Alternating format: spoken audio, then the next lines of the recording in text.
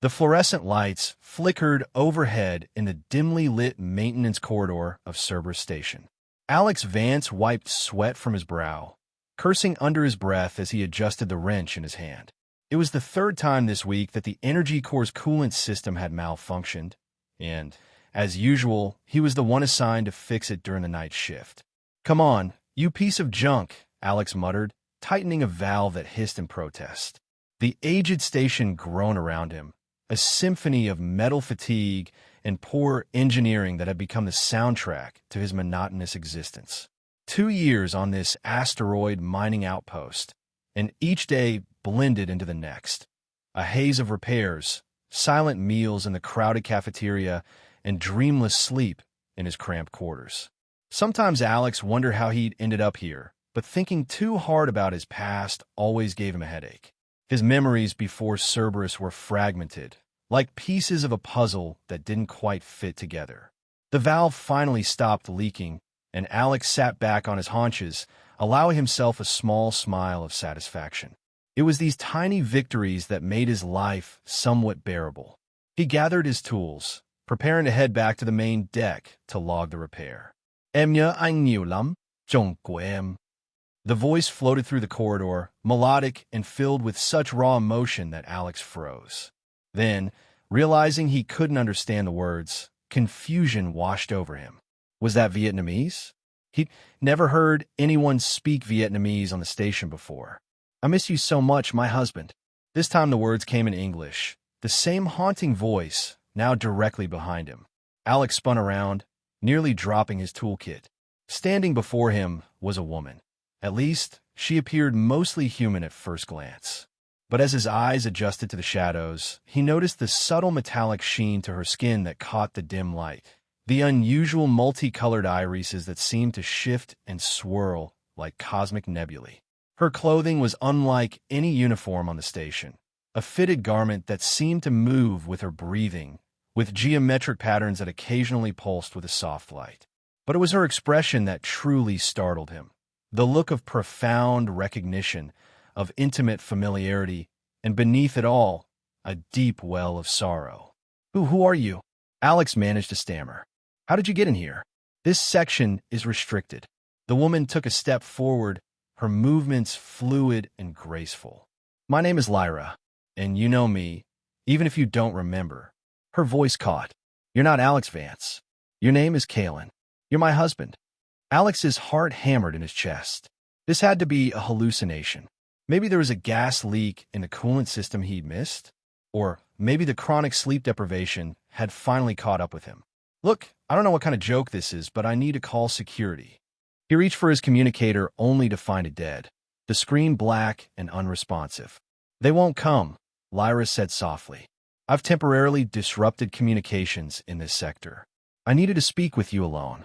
Alarm bells rang in Alex's mind. He backed away slowly. "You're insane. I've never seen you before in my life." "But I've seen you," she replied. "We met at the Quantum Physics Symposium on Europa 7 years ago. You spilled coffee on my research notes, and then spent 3 hours helping me reconstruct my formulas from memory." A small, sad smile touched her lips. "You proposed to me beneath the rings of Saturn. You said the view couldn't compare to my eyes." Each word she spoke sent an odd tremor through Alex, like the vibration of a string plucked deep within his consciousness. But it couldn't be real. He'd never been to Europa, never attended any symposium. He was just a maintenance technician, had always been one as far as he could remember. Yet, why couldn't he remember his childhood clearly? Why did his personal history feel like it had been assembled from a kit, generic and lacking in detail? "You're confused," Alex said, trying to sound firm despite his shaking hands. "I'm not this Kalen person." "You are," Lyra insisted, stepping closer. "Your favorite color is the exact shade of blue found in Earth's sky just before sunset. You can't stand the smell of synthetic coffee, but drink it anyway.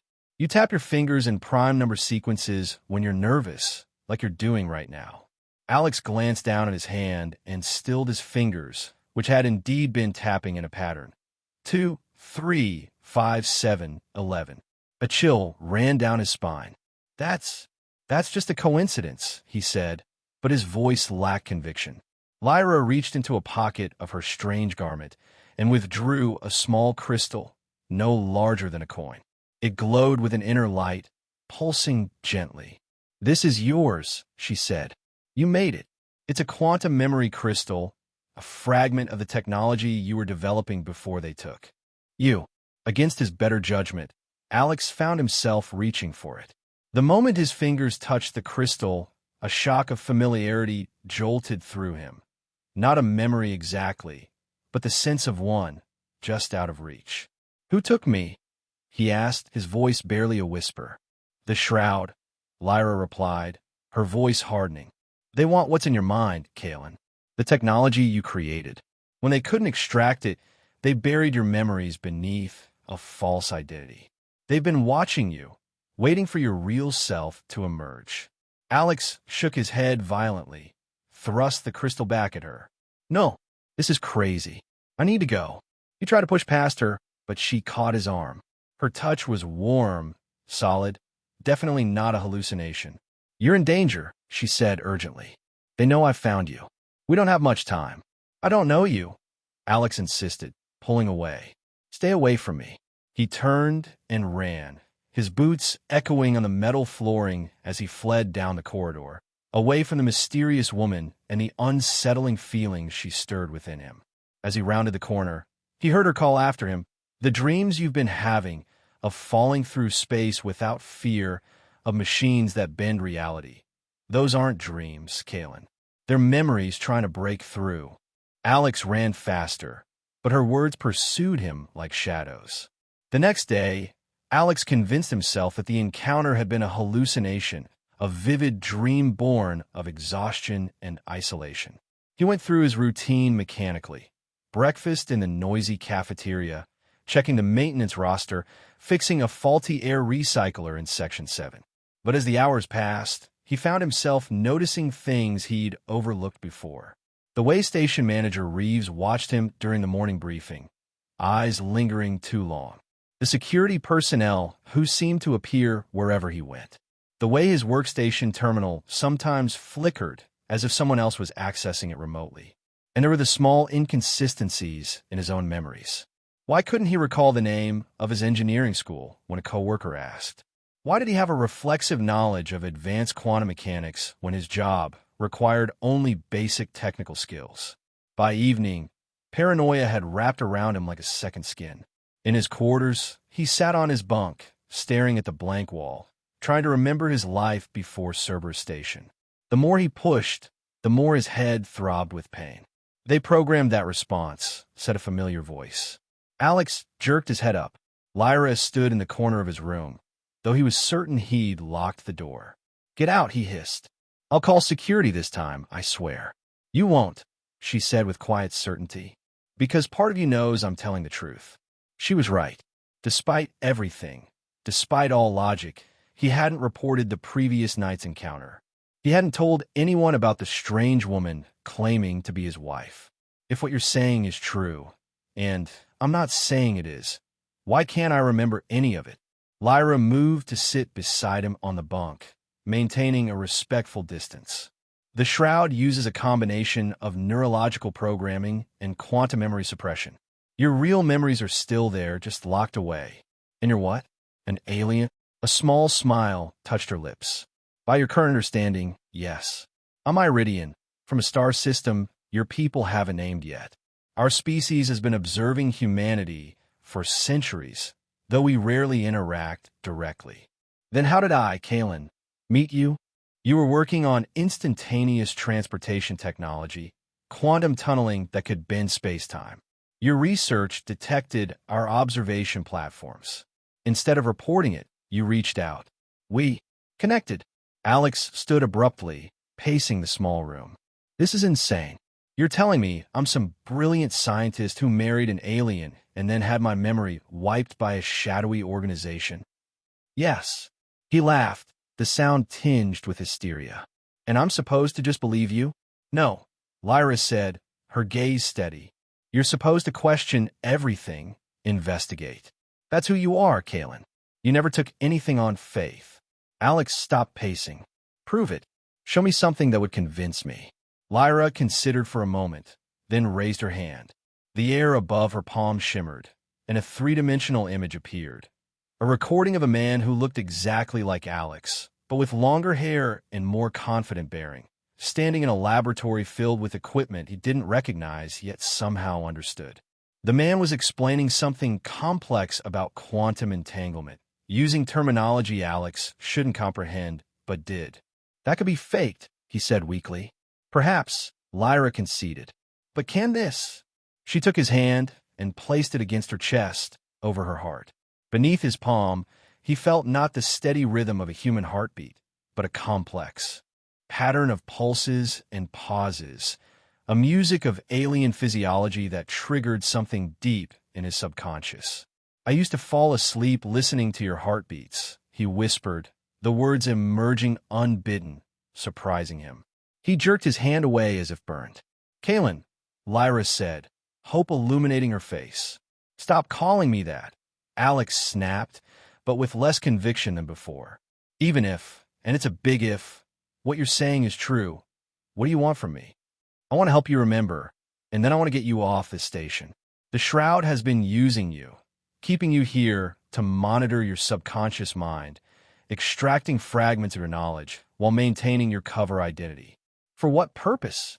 Your technology could revolutionize space travel, but in the wrong hands, it could also become a weapon of unprecedented power. The Shroud doesn't care about exploration. They want control. Alex sank back onto the bed, his mind reeling. I need time to think. We don't have much time, Lyra warned. My presence here will have triggered their surveillance protocols. They'll be watching you more closely now. As if on cue, Alex's terminal chimed with an incoming message. The screen lit up with the stern face of Station Manager Reeves. Vance, report to my office immediately. We have a security concern to discuss. Alex looked from the screen to Lyra, his heart sinking. What do I do? Go, she said. Act normal. I'll find you later. And Alex. Her voice softened. Trust your instincts, not what they've programmed you to believe. After she slipped out, Alex sat for a long moment, gathering his courage. Then he stood, straightened his uniform, and headed toward what felt increasingly like enemy territory. Station Manager Reeves's office was clinically pristine, every surface polished to a reflective shine. The man himself matched his environment, everything about him precisely arranged, from his perfectly combed silver hair to his immaculately pressed uniform. Sit down, Vance, Reeves said, not looking up from his terminal. Alex complied, fighting to keep his face neutral despite the anxiety churning in his stomach. You've been accessing restricted areas of the station, Reeves said without preamble. Care to explain? Sir, I've only been in areas relevant to my repair assignments. Reeves finally looked up, his gray eyes cold. Our surveillance system shows you in the quantum core housing last night, a level 5 restricted zone. Your work order was for the coolant system 2 levels above. Alex's mind raced. He had no memory of entering the quantum core housing. There must be a mistake in the system, sir. I followed my assignment exactly. Really? Reeves tapped his screen, turning it so Alex could see footage of himself entering a door clearly marked Quantum Core. Authorized personnel only. This doesn't look like a system error to me. The timestamp showed 0300 hours, 3 hours after he'd encountered Lyra for the first time. Alex had no recollection of this. Had he sleepwalked? Or was this footage fabricated? I don't remember this, sir. Something flashed in Reeves's eyes. Satisfaction? Memory lapses are a serious concern, Vance. Perhaps we should have medical take a look at you. In fact, I've already scheduled a full neurological workup for tomorrow morning. A chill ran down Alex's spine. If what Lyra said was true, a medical examination might reveal whatever had been done to his memories. Or worse, give them an opportunity to wipe them again. That won't be necessary, sir. I've been working double shifts. Probably just fatigue. I insist, Reeves said, his tone making it clear this was not a request. 0800 hours tomorrow, Medical Bay 3. Until then, you're relieved of duty. Return to your quarters and rest. Yes, sir, Alex said, standing. As he turned to leave, Reeves added, and Vance, if you see anything, unusual on the station, anything out of the ordinary, reported immediately. It's for everyone's safety. The implied threat was clear. They were watching for Lyra. Back in his quarters, Alex paced frantically. The encounter with Reeves had shaken him deeply.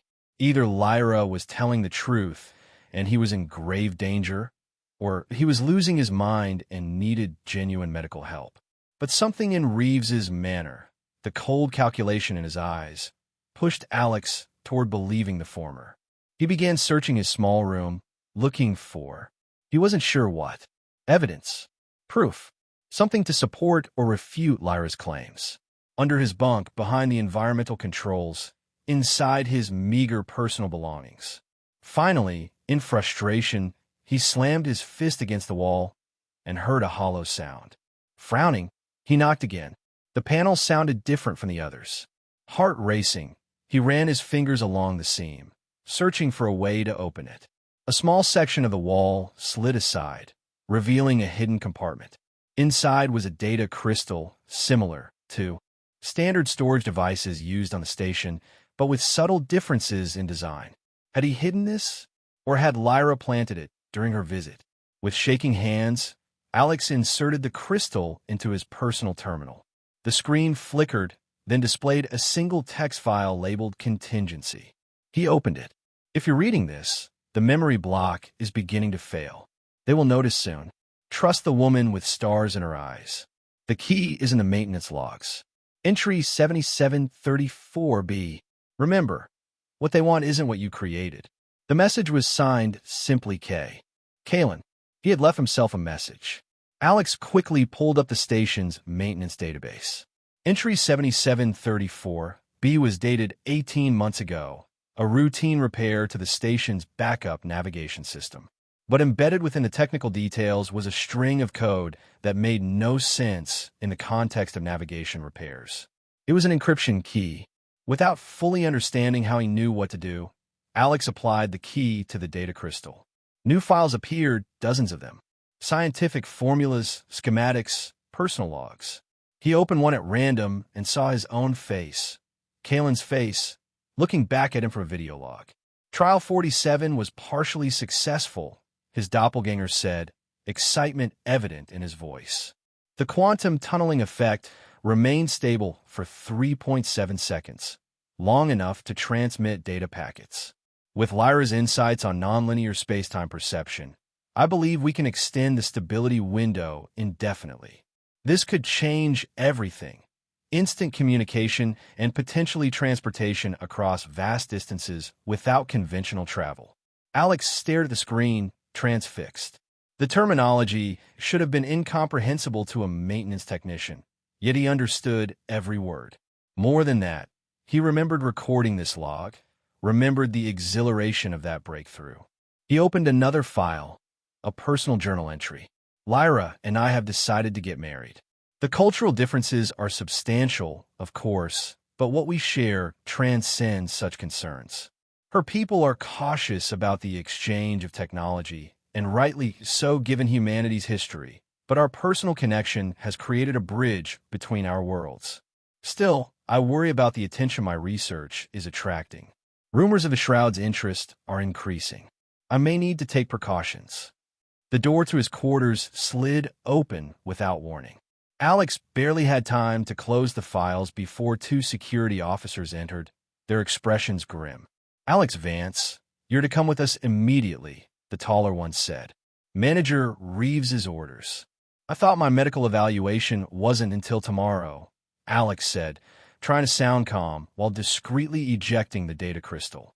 "Plans change," the second officer replied, his hand resting meaningfully on his stun baton. "Let's go." Alex knew he had no choice. If he resisted, they would simply stun him and drag him away. Better to remain conscious and alert for any opportunity. He stood slowly, palming the data crystal and slipping it into a hidden pocket in his uniform. The officers escorted him through corridors that were unusually empty. Instead of heading toward the medical bay, they led him deeper into the station, to areas he rarely visited, or at least didn't remember visiting. "Where are we going?" he asked. "Special medical facility," The first officer answered curtly. They arrived at a nondescript door that required both officers to scan their IDs. It slid open to reveal not a medical bay, but a laboratory filled with equipment far more advanced than anything else on the station. In the center stood Reeves, alongside a thin, severe-looking woman in a lab coat. "Ah, Vance. Or should I say, Dr. Kalen?" Reeves said, smiling thinly. "It seems your alien friend has triggered some recovery of your memory engrams. Inconvenient, but not unexpected." Alex's blood ran cold. "I don't know what you're talking about." The woman in the lab coat approached, studying him like a specimen. "The neurosuppression is definitely deteriorating. We need to perform another treatment immediately before more memories surface." "Who are you people?" Alex demanded, struggling as the officers gripped his arms more tightly. "What do you want from me?" "We are the Shroud," Reeves said matter-of-factly, "and what we want is very simple. The complete quantum tunneling technology that you've been so stubbornly hiding in that brilliant mind of yours. The fragments we've extracted during your time here have been promising, but incomplete. You've been scanning my brain while I sleep, among other methods," the woman said clinically. "But your subconscious erected remarkable barriers. Hence the need for this elaborate setup." She gestured around them, "Creating the perfect environment to slowly extract what we need while maintaining your cover identity." "Prepare him for the procedure," Reeves ordered, "and increase the security sweeps. Find the alien woman. She's the catalyst for his memory recovery. We need her contained." The officers began dragging Alex toward a chair that looked disturbingly like something from a torture chamber, with restraints and a helmet-like device suspended above it. "No!" Alex shouted, finally giving in to panic. He twisted violently, breaking free from one officer's grip, and drove his elbow into the other's solar plexus. The first officer reached for his stun baton, but Alex was already moving, adrenaline and some buried combat training taking over. He ducked under the swing, seized the officer's arm, and redirected the baton into its owner's midsection. The man convulsed as the electrical charge coursed through him. Alex grabbed the fallen baton and turned to face the second officer, who was recovering and drawing his sidearm. Before the man could aim, the laboratory plunged into darkness. Emergency lights flickered on seconds later, casting everything in a red glow. Lyra's voice came over the intercom. "East Corridor, maintenance shaft." "Now." Alex didn't hesitate. He sprinted for the door, which had unlocked when the power fluctuated. Behind him, he heard Reeves shouting orders, the woman in the lab coat cursing. In the corridor, alarms were blaring. Alex ran toward the maintenance access, his heart hammering in his chest. He found the shaft open and waiting, Lyra's face visible in the dim light within. "Hurry," she urged, extending her hand. Alex took it and pulled himself inside. Together they crawled through the narrow space as the sounds of pursuit grew behind them. "How did you find me?" Alex gasped as they emerged into a larger junction. "I placed a tracker on you," Lyra admitted, "and I've been studying this station's schematics since I arrived. There's more than one way to navigate this place if you understand its true purpose." "Which is what?" "It's not just a mining operation. The asteroid contains rare elements perfect for quantum technology research. The Shroud has been using it as a covert development facility for years. Your presence here was no accident." They climbed down a ladder, emerging in a little-used storage area filled with crates and obsolete equipment. "We need to decode the rest of the data crystal," Alex said, pulling it from his pocket. "I saw enough to know you're telling the truth, but not enough to understand what they want or why I hid it." Lyra nodded. "We need access to a secure terminal, one not connected to the station's main system." Alex thought for a moment. "There's an old navigation backup system in Section 12. It's isolated from a network for security reasons. We could use that." "Then that's where we go," Lyra said. "But first," she reached in her garment and pulled out a small device. "This will help mask our life signs from their sensors. It's not perfect, but it should buy us some time." As she activated it, Alex studied her face. With his memories beginning to return, he saw her differently now. Familiar contours, expressions he somehow knew. The feeling of connection was growing stronger. I remember fragments, he admitted quietly. Us together. Your home world. But it's like looking through frosted glass. Lyra's eyes softened. The memories will come back more clearly with time. The important thing is that you're starting to remember who you really are. And who is that exactly? A scientist? A husband? Because right now, I feel like neither. Just a man being hunted. You're both and more, she said, touching his cheek gently. You're Kalen, the man who saw beyond the limitations of human science. You're Alex, who survived and adapted despite having your identity stripped away. And you're the only person who can keep a technology that could reshape the galaxy out of the hands of those who would weaponize it. Their moment of connection was broken by the distant sound of booted feet. The hunt was intensifying. Let's move, Alex said, determination replacing confusion. Whatever the full truth was, he knew one thing with certainty. The Shroud could not be allowed to win. They moved through the station like ghosts, using maintenance passages and service ducts, avoiding the increasing security patrols. Along the way, Lyra explained more about their past together, about the breakthrough that had put them in danger. Your quantum tunneling technology was revolutionary, she said as they crawled through a narrow ventilation shaft. Not just for transportation, but for its implications regarding information transfer, energy production, even the nature of reality itself. And the Shroud wanted to weaponize it, Alex guessed. Yes, when you realized their intentions, you refused to complete the final algorithms. They tried to take them by force. That's when we decided to hide the knowledge, the only place they couldn't easily access it. In my subconscious, Alex finished. I fractured and encrypted my own memories. It was a desperate measure. I was supposed to find you much sooner, but the Shroud security was thorough. It took me years to locate you and infiltrate the station. They finally reached Section 12, a neglected area housing outdated systems kept as emergency backups. The navigation terminal was powered down, covered in dust. Will this work? Lyra asked as Alex began bringing the system online. It should. The interface is ancient, but the processing core is solid. And most importantly, it's air-gapped from the main network. As the terminal hummed to life, Alex inserted the data crystal. The machine took longer than modern systems to read it, but eventually displayed the encrypted files. Using the key he discovered, Alex began unlocking them one by one. What they revealed was astounding. Schematics for devices far beyond current human technology. Theoretical formulas that redefined physics as they knew it. And personal logs that filled in more of the gaps in Alex's memory. His meeting with Lyra, their collaborative research, their love story unfolding across stars. But most crucially, they found what the Shroud had been searching for. The final algorithm that would make stable quantum tunneling possible. And with it, a warning written by Kalen to himself. The tunneling effect creates a vulnerability in space-time. If weaponized, it could tear reality itself apart. I've modified the algorithm to appear functional while containing a fatal flaw that will cause any large-scale application to fail catastrophically. The true, stable version exists only in one place. In my mind, Alex whispered, a memory suddenly crystallizing.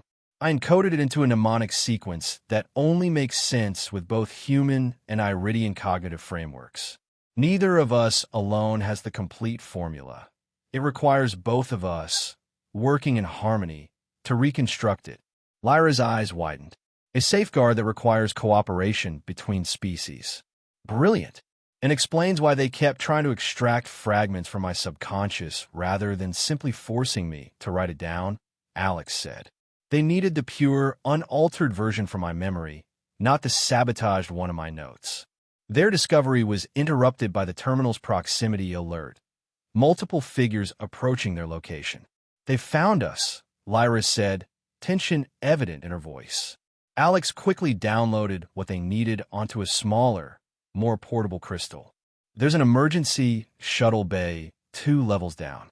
It's meant for evacuations, but if we can override the launch protocols, they'll have that covered, Lyra countered. But there's another way off this station. My ship is docked in a concealed location on the outer hull, designed to avoid their sensors. How do we reach it? There's an airlock in Maintenance Section 8 that leads to an external access point. It's seldom used and minimally monitored. Alex nodded, pocketing the crystal. Then that's our target. They had barely made it out of the room when the first security team spotted them. Shots from energy weapons scorched the wall beside them as they ducked into a cross corridor. Split up, Alex said quickly. I'll draw them off. You circle around and meet me at Section 8.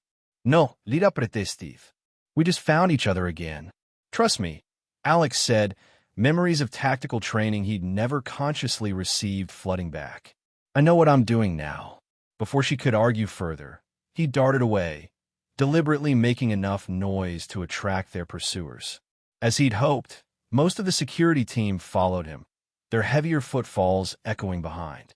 Alex led them on a chase through maintenance areas, using his intimate knowledge of the station's layout to stay just ahead. He triggered minor systems failures as he went, steam releases, lighting malfunctions, anything to slow them down and create confusion. Meanwhile, Lyra moved swiftly but cautiously toward their rendezvous point. Only one guard had remained to follow her, and she dispatched him with a quick, precise movement that left him unconscious but unharmed.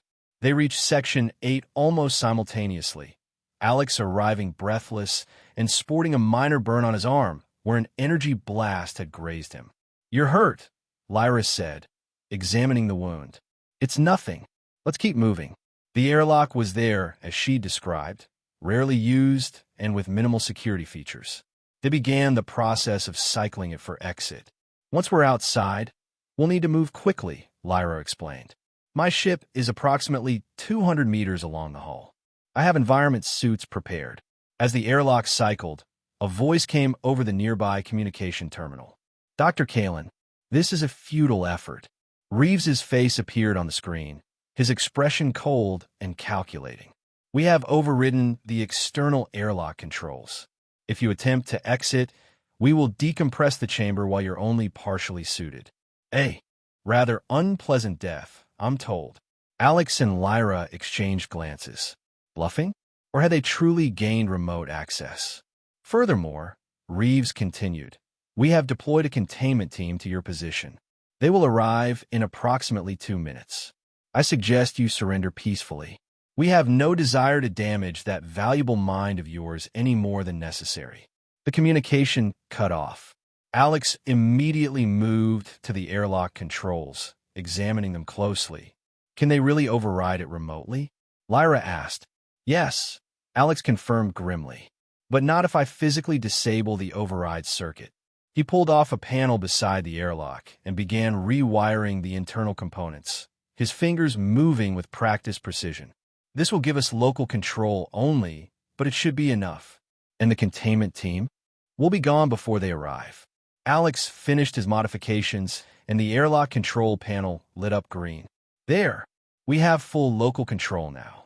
They quickly donned the environment suits Lyra had stored nearby, checking each other's seals and systems before entering the airlock.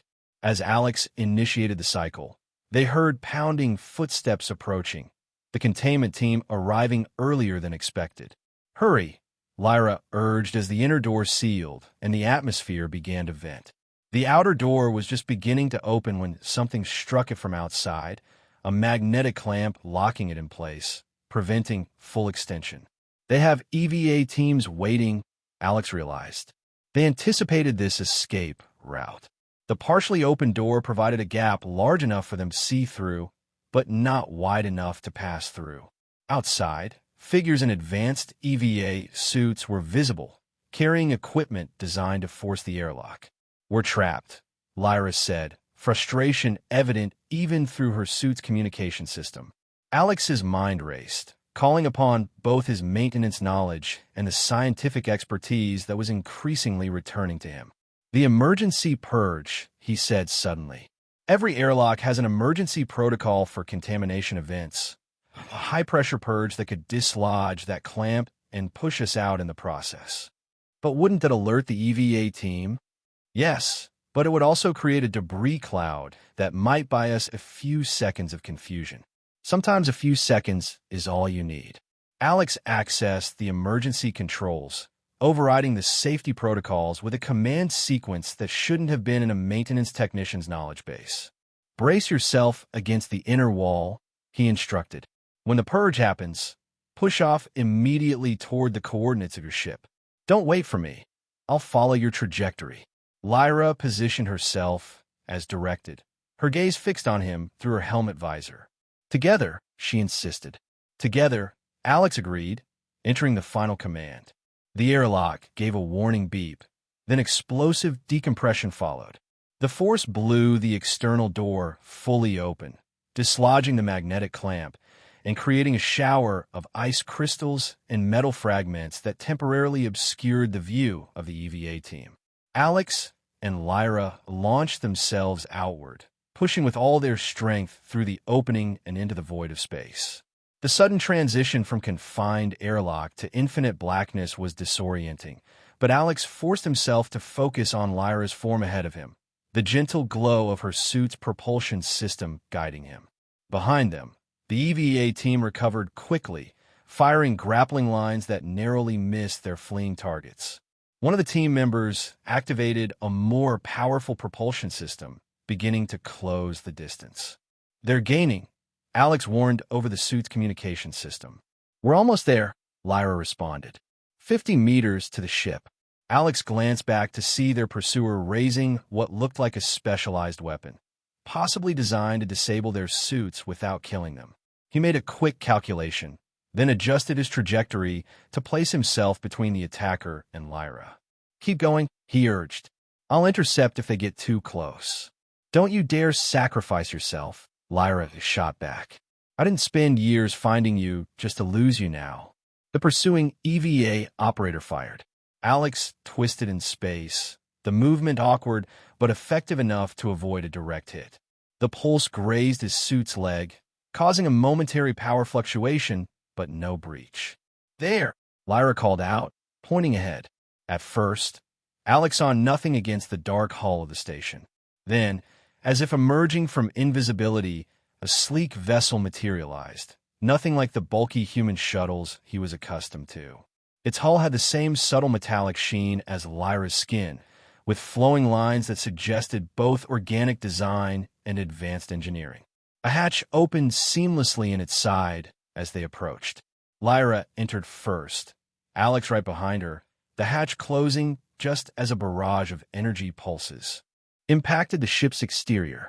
Inside, Alex found himself in a small airlock chamber unlike any he'd seen before. The walls seemed to respond to Lyra's presence, lights activating and systems engaging without any visible controls being touched. "Atmospheric normalization complete," announced a melodic voice in a language Alex somehow understood despite never having heard it before. "Welcome back, Lyra." "And welcome, Kalen." They removed their helmets, and Alex took his first breath aboard an alien vessel. The air was slightly sweeter than that of the station, with subtle, unfamiliar undertones. "We need to launch immediately," Lyra said, moving toward what must have been the control center. "They'll be deploying interceptors."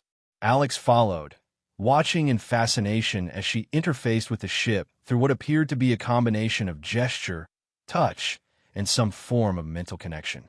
The vessel hummed to life around them, vibrations running through the deck plates as propulsion systems engaged. "Can they track us?"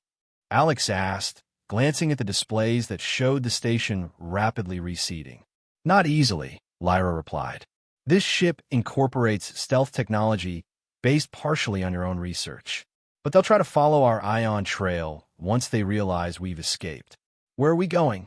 Lyra's hands danced over what he now recognized as a navigation interface.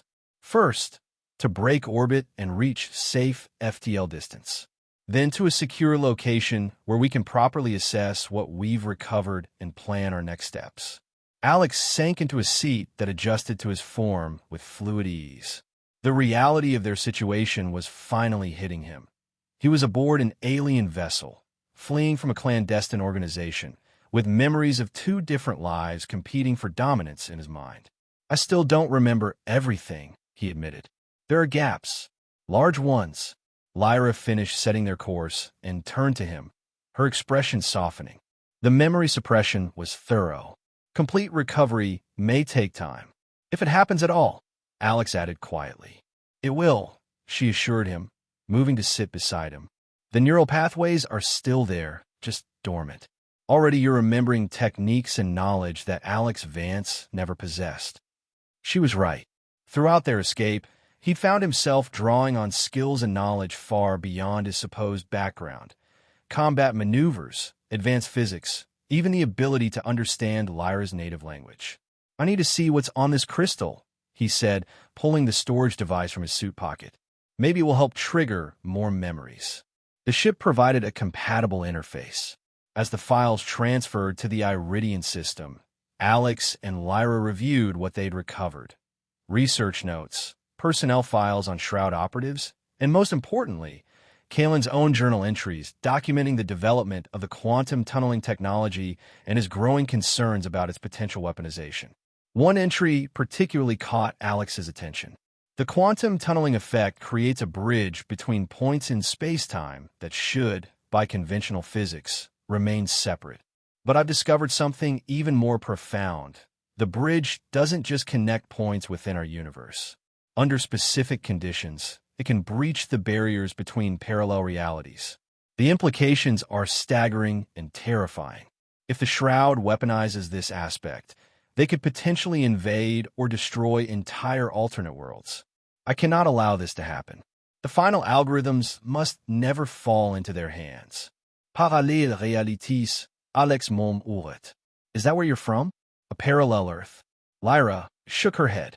No, my people evolved in this universe, just in a distant star system.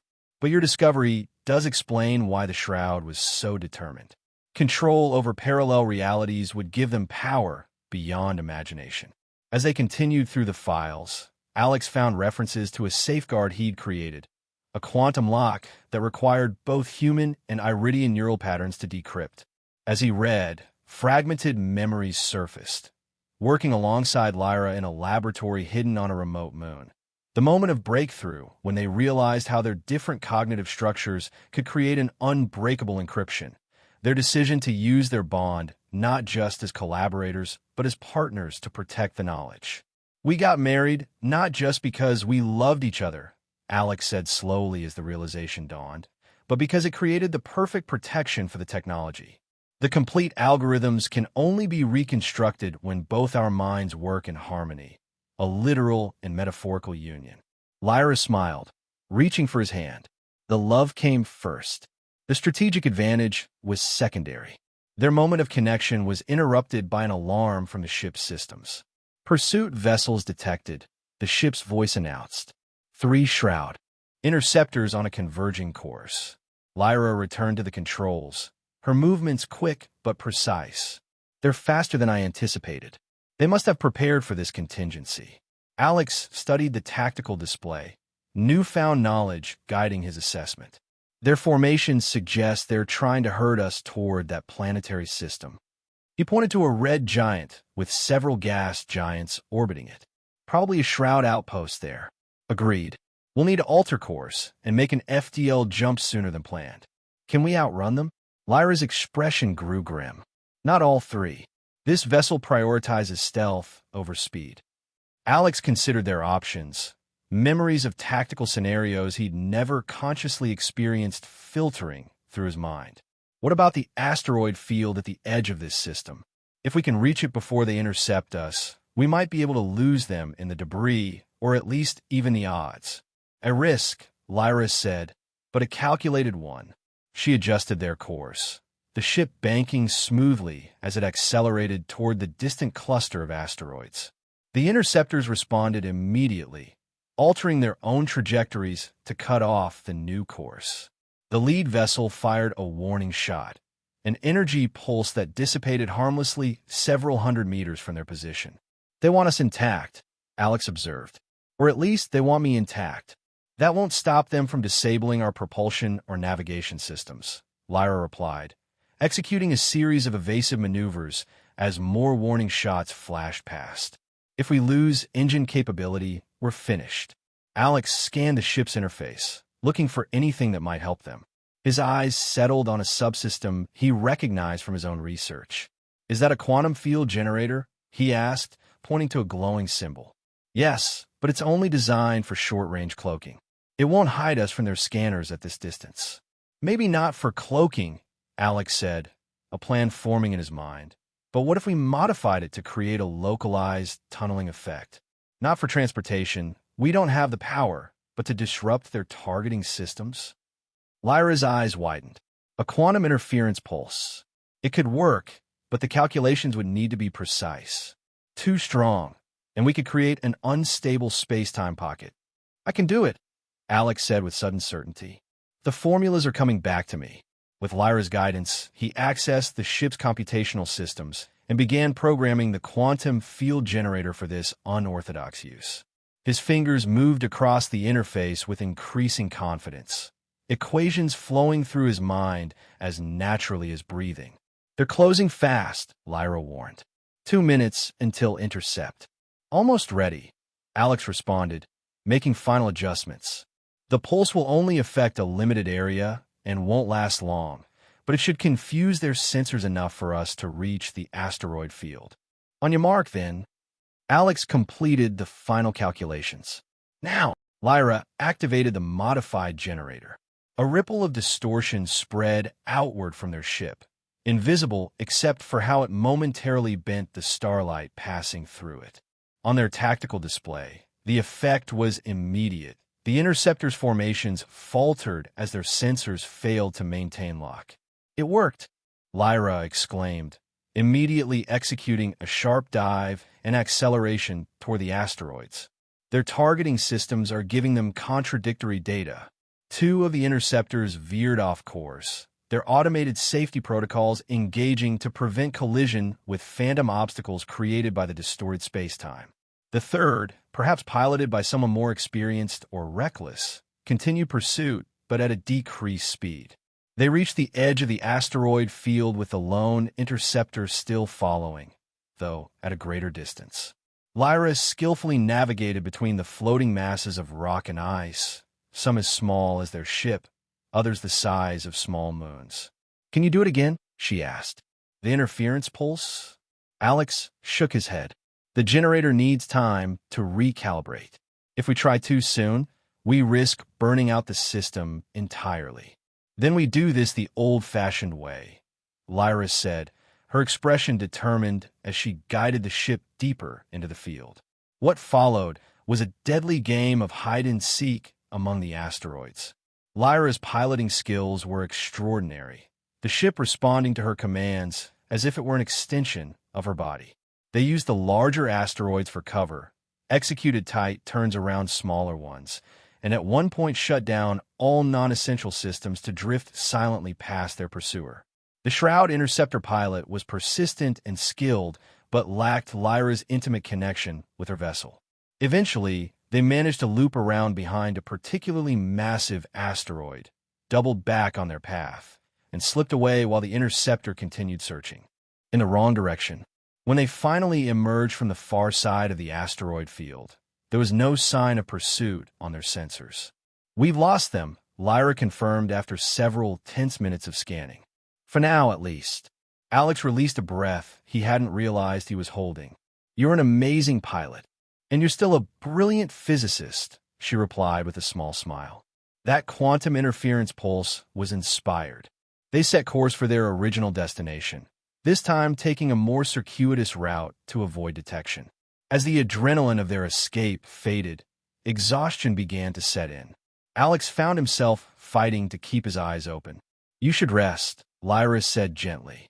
"Your mind has been through tremendous strain today, recovering memories, processing new information, the stress of escape. What about you? I'll monitor our course.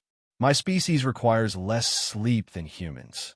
Alex wanted to protest, but found he couldn't fight the fatigue any longer. Lyra showed him to a small chamber that adapted to human physiology, the lighting dimming and temperature adjusting to optimal sleeping conditions. As he drifted towards sleep, memories continued to surface, fragments of his life as Kalen, moments with Lyra, the work they'd done together. But mixed with these were memories of Alex Vance, his time on Cerberus Station, the people he'd known there, the life he believed was his. "Who am I really?" he murmured, half-conscious. "You're both," came Lyra's voice from the doorway. "And that may be your greatest strength." He slept then, deeply and without dreams, his mind finally finding temporary respite from the chaos of competing identities. When Alex awoke, he wasn't immediately sure how long he'd been asleep. The chamber maintained its comfortable dimness, and his body felt refreshed despite the lingering mental fatigue. He found Lyra in the ship's central area, studying a holographic display of what appeared to be star charts.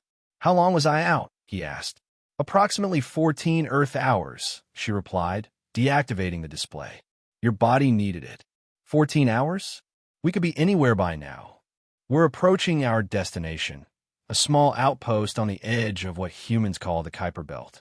It's maintained by allies of my people who monitor solar system activity. Alex nodded, then winced as a sudden, sharp pain lanced through his head. He pressed his palms against his temples, gasping. Lyra was at his side instantly. "What is it?" "Memories," he managed through gritted teeth, coming back all at once. Too fast. Images flooded his mind. Graduating from a prestigious Earth university, being recruited for a classified research project, the first successful quantum tunneling experiment, meeting Lyra when her observation team made contact, falling in love despite the cultural differences, discovering the parallel reality implications, realizing the Shroud had infiltrated the project, the desperate plan to hide the knowledge, and finally, the memory of voluntarily submitting to the procedure that would lock away his true identity, knowing it was the only way to keep the technology safe until Lyra could find him again. When the deluge subsided, Alex found himself on his knees, Lyra's arms around him, her voice murmuring comforting words in her native language. "I remember," he whispered. "Not everything, but enough. I remember us." She helped him to a seat, staying close. "The neural blocks are dissolving more quickly now. Your mind is rebuilding the connections." "It hurts," he admitted. "I know, but it will pass. Your consciousness is integrating two sets of experiences, two identities." Alex took several deep breaths, centering himself as the pain gradually receded. "I understand now why I chose to become Alex Vance, a nondescript technician on a remote station. The perfect hiding place for knowledge too dangerous to fall into the wrong hands. And yet the Shroud found you anyway," Lyra said grimly. "Not by chance. The data Crystal showed they had a mole in our original research team. Someone who suspected what we'd done and tracked me to Cerberus Station. A notification chimed softly, drawing their attention to the navigation console. "We're arriving," Lyra said, returning to the controls. Through the forward viewport, Alex could see a small, artificial structure floating against the backdrop of distant stars. Not a proper station, but more like an outpost or monitoring platform. It bore little resemblance to human construction, with an organic quality similar to Lyra's ship.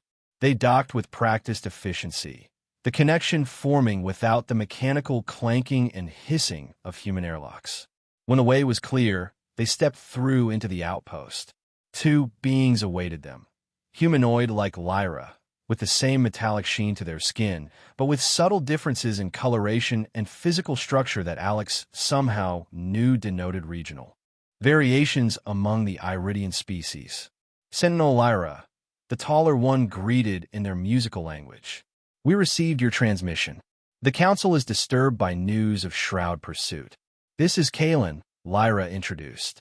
"My husband, and the creator of the quantum tunneling technology the Shroud seeks." The Iridians studied him with multifaceted eyes. "His mind bears the marks of neural tampering," the second one observed. "Self-inflicted, as protection," Lyra explained. "He's recovering his memories." "But not quickly enough," Alex added. "The Shroud knows we escaped. They'll be hunting us across the system. Which is why we need immediate transport to the Iridian sanctuary world," Lyra said. "This outpost is too exposed."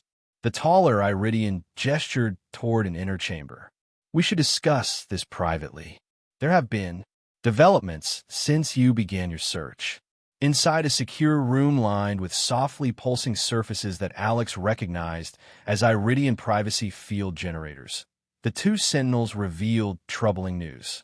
The Shroud's influence has grown, the taller one, who introduced himself as Meridian, explained.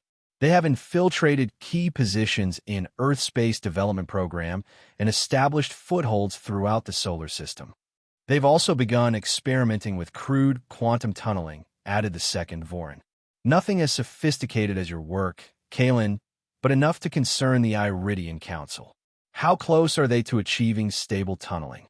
Alex asked. Close enough to be dangerous, Meridian replied. They've had incidents, spatial ruptures, temporal anomalies. 3 research facilities have been lost, though they've concealed this from the human public. And the Council's position? Lyra inquired, tension evident in her voice. Vorin and Meridian exchanged glances. The Council is divided, Vorin admitted. Some advocate for direct intervention to stop the Shroud's experiments.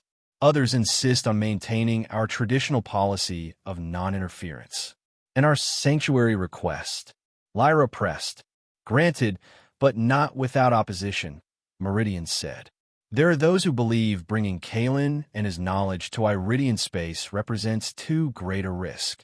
Alex considered this information, a growing sense of responsibility weighing on him. They're right to be concerned. If the Shroud forces their way forward without understanding the quantum safeguards I developed, they could create tears in the fabric of space-time itself. Rifts between realities that would be impossible to close.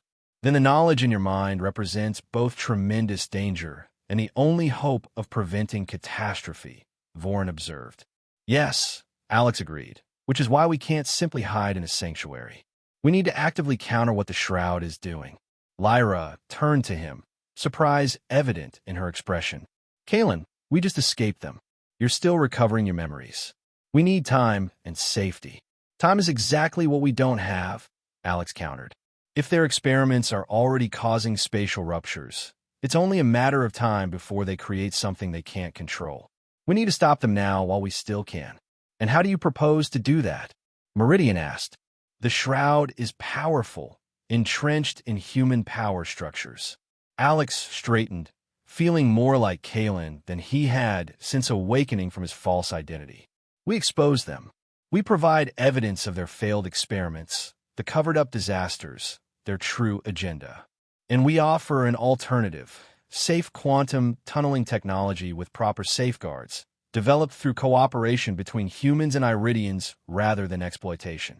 The Council would never approve sharing such technology, Vorin stated flatly. They might, Lyra said slowly, if it prevents a greater catastrophe, and if the sharing is controlled, limited to safe applications. Before any of that, Alex added, we need to neutralize the immediate threat, their current experimental facilities and the leadership directly involved in the quantum tunneling project. The discussion continued for hours, plans formulated and refined. Eventually, they reached a consensus. Alex and Lyra would travel to the Iridian sanctuary world, but only long enough to fully recover his memories and develop the tools needed to counter the Shroud's research. The Sentinels would gather intelligence on the Shroud's current facilities and operations. Once their strategy was agreed upon, Meridian left to prepare a long-range vessel for their journey to Iridian space. Vorin provided them with updated information on known Shroud activities throughout the solar system. Left alone briefly, Alex and Lyra finally had a moment to process everything that had happened since their reunion on Cerberus Station. Are you sure about this? Lyra asked quietly. We could simply disappear into Iridian territory. Live our lives in peace. Alex shook his head. The quantum tunneling technology was my creation. That makes the potential consequences my responsibility. I couldn't live with myself knowing I left humanity, in potentially multiple realities, vulnerable to the Shroud's recklessness. Lyra's expression softened as she took his hand. That conscience of yours, it's one of the reasons I fell in love with you. Even when you were creating revolutionary technology, you always considered the ethical implications first. Tell me something, Alex said, a question that had been nagging at him finally surfacing.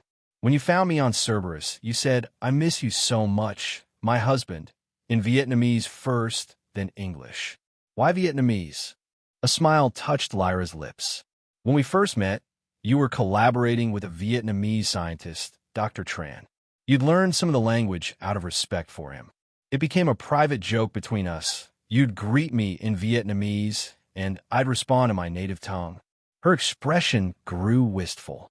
I thought hearing those specific words might trigger your buried memories more effectively than English. It almost did, Alex admitted. I felt something, a resonance I couldn't explain. He squeezed her hand gently. Thank you for finding me, for not giving up. I never would, she said simply. Meridian returned, informing them that the vessel was ready. As they prepared to depart, Alex took a final look around the outpost, struck by how quickly his life had transformed from the monotonous existence of a station technician to this interstellar conflict with the fate of multiple realities potentially at stake.